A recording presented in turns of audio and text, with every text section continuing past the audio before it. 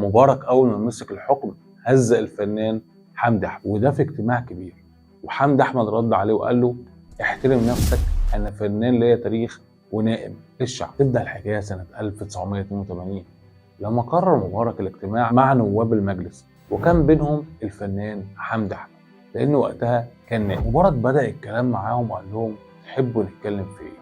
رايي نبدا بالكلام عن طابه، وجاب خريطه وراح شاور على طابه وقال لهم بسخريه اهي دي الحته اللي واجعين دماغي بيها، دي كلها مساحتها كيلو و800 متر، ومع ذلك انا بقول لكم مش هفرط فيها. كل الموجودين كانوا مستغربين من طريقه كلامه وحركاته اللي بيتكلم بيها. مبارك بعد ما خلص كلامه بص لحمدي احمد وقال له شكلك عايز تتكلم، ها عايز ايه؟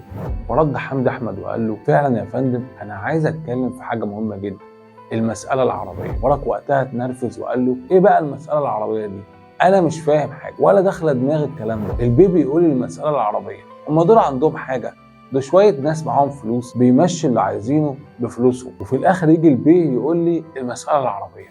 وقتها حمدي احمد حس ان هو اتهزق. مبارك عشان يجننه اكتر قال له نغير بقى الموضوع ونشوف لنا حاجه مهمه نتكلم فيها. فراح حد من الموجودين عشان يهدي الدنيا قال له مبارك اللي اتكلم ده يا فندم الفنان حمدي احمد، ده نائب وفنان الشعب. فمبارك ضحك ورد وقال حاجه خلت حمدي احمد يغلط فيه. اوصل الفيديو عملك وشير واكتب في التعليقات يوصلك وساعد الفيديو في الانتشار. بيكمل الحكايه الفنان حمدي احمد في مذكراته وبيقول انا لقيت مبارك بيكلمني بجلبطه وبيقول لي الكلام ده، ورد على اللي عرفه بيا وقال له بص انا لا بشوف تلفزيون ولا بسمع اذاعه ولا ليا في الحاجات دي. حمدي احمد بيقول عشان اضيع الاحراج قلت له والله ارتحت واستراحت يا سياده الرئيس. وبيقول حمدي احمد لقيت مبارك ما اهتمش وبقى يكمل الكلام مع الحضور وكلهم اتكلموا ما عدا انا، يسكت لا. راح بص لي وقال لي ها نسمع بقى الاخ اللي بتاع المساله العربيه. فحمدي احمد بيقول انا وقتها اتنرفزت وقلت له اخ ايه ونيله ايه؟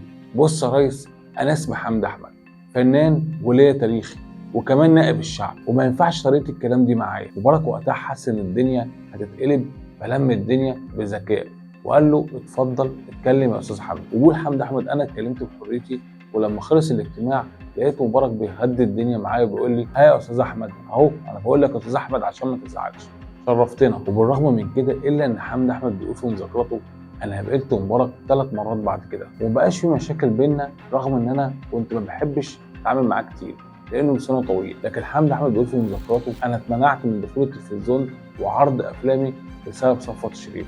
والحكايه ان مره صفوت شريف بيكلمني وقال لي الرئيس طلبك بالاسم عشان تنضم للحزب بتاعه، فرحت قلت له يا صفوت بيه على راسي طلبه لكن انا راجل معارض ومش بعرف اطبل عشان اخش الحزب ده. فضحك صفوت شريف وسابه ومشي. لكن بعد كده بيقول حمدي احمد انا اتمنع عرض اعمالي الفنيه القديمه بالذات على التلفزيون، وحصل ضغط كبير جدا على المخرجين والمنتجين والممثلين عشان ما اشتغلش معاهم، واتمنعت من دخول مسبيرو لمده 4 سنين لغايه ما مبارك وصفوت شالوني من دماغهم ونسيوا. في نهايه الفيديو هل انت مصدق حمدي احمد انه فعلا غلط في مبارك وزعق له ولا لا؟ شاركونا برايكم في التعليقات، ولو عجبكم الفيديو اعملوا لايك وشير، وتابعونا على فيسبوك وقناه على اليوتيوب وقناه على